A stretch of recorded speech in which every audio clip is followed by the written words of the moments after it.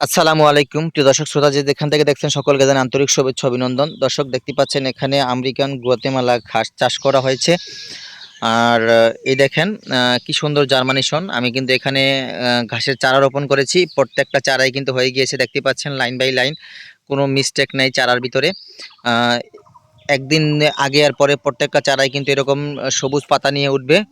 আর আমরা শতভাগ জার্মানেশন নিশ্চিত করতে পেরে আপনাদের কাছেই সেই প্রতিবেদন দেই, যাতে আপনারা এরকম 100% চারা রোপণ করে ঘাস নিশ্চিত করতে পারেন। আর আমি একটু পিছনে ফিরে দেখাই দর্শক, দেখেন ওইখানে কিন্তু আমার এখনও স্থির চারা রয়েছে, এগুলো আগে রোপণ করা। এখন পর্যাপ্ত পরিমাণ শাখা প্রশাখা মেলে আমার চারাগুলা কিন্তু একটা ঝাড়ে পরিণত হচ্ছে।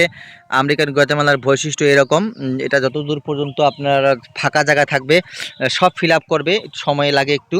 একটার পর একটা শাখা প্রশাখা মেলে চারা ভরে পুরা জমিটা ঘাসে টইটুম্বুর হয়ে যাবে। আর আপনারা জানেন আমেরিকান গুয়াতেমালা ঘাসে প্রচুর পরিমাণ ক্যালসিয়াম রয়েছে। ক্যালসিয়ামের জগতের সেরা ঘাস আমেরিকান গুয়াতেমালা ঘাস। এই ঘাসটা সারা বিশ্বে বর্তমানে প্রচলিত রয়েছে খামারিদের কাছে। বাংলাদেশেও ব্যাপক হারে খামারি ভাইরা চাষ করে নিচ্ছেন ক্যালসিয়ামের ঘাটতি পূরণের জন্য। সেই ক্ষেত্রে ঘাসটার চারা অথবা কাটিং রোপণ করতে হয়। আপনি চাইলে স্ক্রিনে দেওয়া নাম্বারে যোগাযোগ করে চারা এবং কাটিং সংগ্রহ করতে পারেন। সকলকে ধন্যবাদ।